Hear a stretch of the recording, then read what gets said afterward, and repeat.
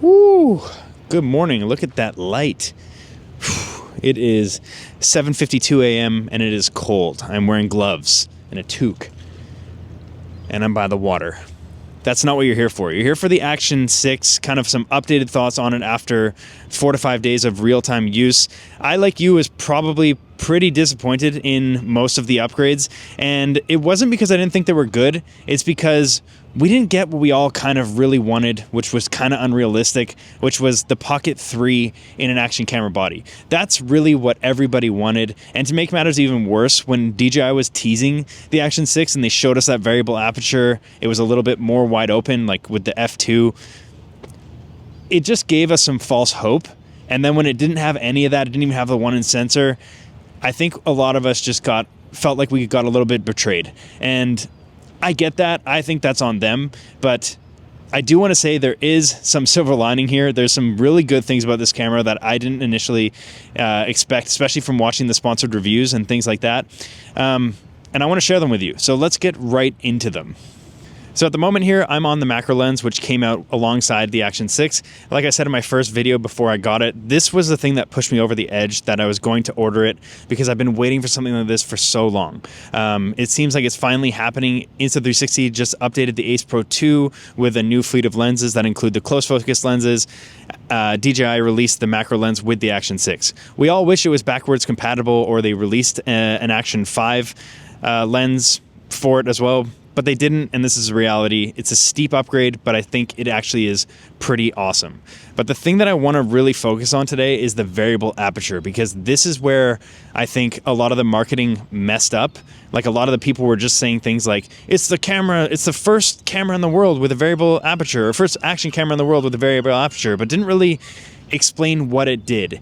And the worst part about any new release is that a lot of these new functions, they don't work in every single mode. And I think that confuses people even more and adds just more confusion to the whole thing, because we have a variable aperture of f2 to f4, but you can't always use f2, and you can't set it to f2 and fix it if you're in manual mode, but you can set it to f4 and you can set it to 2.6 and a bunch of other things. But it's like, why can't we have f2 fixed without the macro lens? And I'm going to tell you kind of why I think that is. I don't agree with it, but really just to kind of explain from my understanding what the variable aperture does. Not a lot of people have talked about this, but there's been a few videos out there that have been really helpful in explaining it, and it makes a lot of sense. We are now on just the regular Action 6, no macro lens, but we have a fixed aperture of f4. And before we even get into what this is, one of the biggest cons with action cameras to begin with, and it's a universal problem across the board, is that the minimum focus is pretty trash on these cameras. Because they're fixed focus to infinity, there's always going to be a minimum focus that isn't in focus. And generally, I would say action cameras are an f2.8. And given the sensor size and stuff like that, the relative minimum focus ends up being around 30 to 35 centimeters, which is pretty much the exact distance that I'm holding it right now.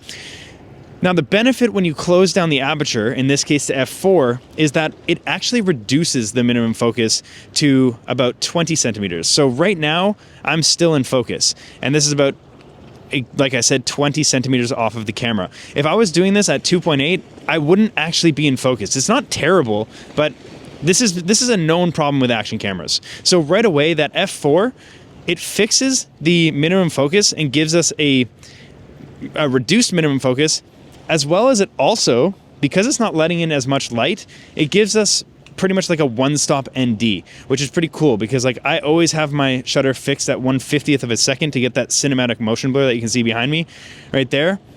And in order to do that, when you have your shutter set to 1/50th of a second, you're letting in a lot of light into the sensor. So if you can reduce that light, then you don't need to use ND filters. And in a lot of cases, especially like right now when it's not super bright, I'm able to get away with just setting the lens to f4 and not using an ND filter. That's especially awesome for the macro lens, which can't at this moment take ND filters. So that's an added benefit of having a variable aperture right there. I just switched this frame to be, I'm still shooting at f4, but I'm using the 2x lossless zoom. This is another awesome upgrade in the camera, is that we can use lossless zoom 2x in D-Log. They introduced this in the Pocket 3, but it was only available in normal color. And what this is it's not a digital zoom, it's actually an upscaled 4K image still. So you're still getting 4K even at 2x zoom. If you have an Action 5 or an Action 4, there's an option for 2x, but all that's doing is cropping digitally. So you could do that in post and get the same result. Here, we're actually getting a better image at 2x. So back to the aperture. So we have a variable aperture from f2 to f4. Now you know why f4 is pretty cool. We get the ND filter, or we get like a one-stop ND, as well as closer minimum focus, and they're marketing as Sunstars. Who really cares about that? But f2. The problem here is that the engineers, they wanted to have more light in the sensor. So they had to figure out a way to give it a wider aperture. But introducing that wider aperture has the opposite effect that we saw with the f4. So when you drop the aperture even lower than 2.8, you're actually extending that minimum focus further out. So if you were to use a fixed aperture of f2 and you were doing something like vlogging, you're probably going to be more at the 40 to 45 centimeter minimum focus. And that's pretty far, even for action at that point. Like your handlebars would be out of focus. A lot of stuff would be out of focus right in front of you, which I think would end up pissing off a lot of people, and they wouldn't understand why their footage doesn't look good. Therefore, I think that's why Insta360 or DJI didn't give you the option to fix it at f2, unless you're using the macro lens or the dedicated night mode. I don't like the dedicated night mode. I just made a video on the low light with the Action 6 and the macro lens at f2, and I think it looked fantastic. I don't think there's a need for the night mode at all. But this is another one of those things where it's just like, you guys are deciding how I'm going to use your camera that is capable of doing something that you're purposely not letting me do. So I would love to see them update this camera to give us the option to have fixed f2, because maybe I want to have better light and I want to be able to sit down and vlog like I am right now, where I'm at a fair distance away from the camera and I would still be in focus. Like maybe put a little warning or something like that up. And I kind of get what they're doing here. What they did is they ended up they introduced the macro lens, which is going to inherently solve that close focus distance. And that way, when you pair that macro lens with f2, you don't notice the reduction of minimum focus, because the macro lens itself is compensating for it. So I'm going to switch to that right now so you can see it again, because I think this is also where the camera really shines. All right, now I've switched over to the macro lens and I'm still on f4. I have it set to the person focus distance, so it's about maybe 20 centimeters off of the lens, and we have a pretty decent frame. There's a little bit of shallow depth of field back there. I might be able to get a little bit more. Let's move it to the full minimum. So now we're like super minimum focus. You can see how big my nose is, because I'm literally like 10 centimeters off the front of the lens here. There's still a little bit of shallow depth of field, but not nearly as much. Let's switch this to f2 so you can see the real effect. Now we're at f2. Like, look at that. That looks pretty freaking cool. Now it is a little bit distorted because I'm right up close, so I'm going to just ease off a little bit and go back out.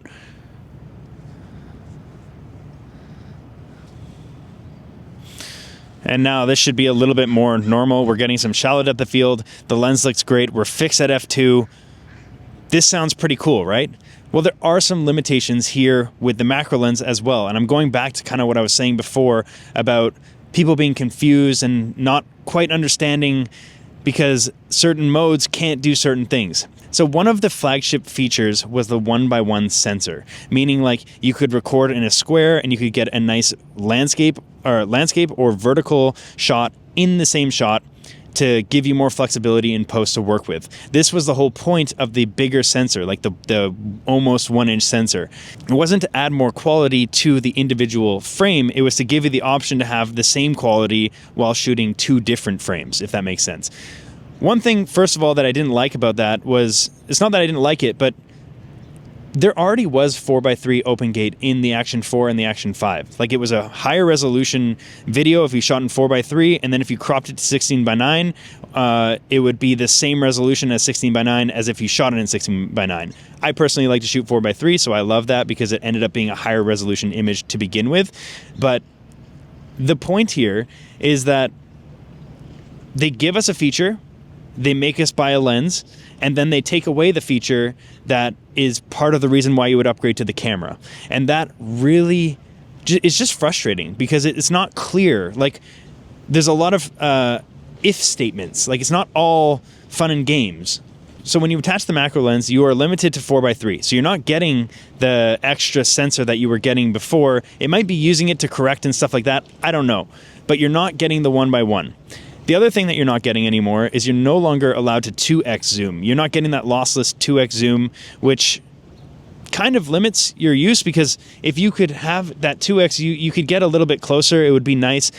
Again, I'm okay with it. It's just something to know that there are different modes that require different things within the camera.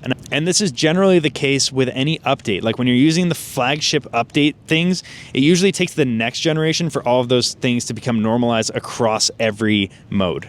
So you can kind of see where the confusion is for a lot of people with this camera. Like, what are the upgrades? I think the reality here is a lot of the upgrades in this camera were engineering wins that were kind of a bridge to the next generation. We are getting good features in this, and this is a big update, but only if you're going to use these features and you know exactly kind of like how you can use them in every mode. All right, I just removed the macro lens and switched back to f4 so that I could get a little bit less light. It's starting to get pretty bright out here. But yeah, I just wanted to make this video to kind of give you my thoughts on the update after using it, as well as maybe clarify some of the upgrades that were a little bit unclear in a lot of the sponsored videos and a lot of the videos so far. This is an awesome update, but I still stand by saying that for 90% of people, it's not going to be a realized update over the Action 5 Pro. Like, the Action 5 is still an amazing camera. So basically I'm saying if you want to upgrade, then it should be for these reasons right here. You want to use the macro lens. You want to have that shallow depth of field if you're vlogging. You understand the variable aperture and how that could be helpful because a lot of times if you're just going to leave it on auto, you're not going to see, you will see the benefit of it, but you're not going to see it as well as like if you're trying to keep the shutter tuned and all that stuff. Like, I think it is a pretty cool thing to have the f4. The other thing is that if you found that minimum focus has been a hindrance for you on your previous action cameras, obviously that's going to be a lot improved with this, especially if you're using f4. So all in all, I'm actually happy to say that this has surprised me because I've been pretty disappointed with a lot of the DJI releases as of late, but the Action 6 seems to be where they've put a lot of their focus, so to speak. And I honestly do think it's a good update. It still stings that you have to buy a whole new camera and a $280, at least in Canada, lens to get that effect. And it does feel a little bit beta that we can't use a lot of the functions and different things, but it is DJI, and I'm sure we're going to get some updates in the future to make it a little more compatible across the board with different things. But as of right now, as I said, I'm impressed. Like, the image looks great as it always does. D-Log M is fantastic to work with. And obviously I'm using Dehancer. So as some people have pointed out in my videos, if you're looking at my footage and you're trying to get a sterile analysis of what the footage looks like straight out of the camera, then I'm just like really not the guy for that. There's tons of videos that are showcasing the normal color and things like that. I don't really do that. And I'm a creator that likes to stay consistent to the way that I use cameras, so that if you're watching and you're somebody who has been watching my videos, you at least know how I create, so you're able to apply that to how you create. I might not be as good as you, but you can see, you know what I'm doing with the footage, and you can kind of make a good decision based on the consistency of all the cameras that I use, if it's going to work for you. I hope that makes sense. Anyway, beautiful, beautiful morning. Amazing to see all your faces, and I'm very curious to hear your thoughts below. I'll catch you on the next video. Peace!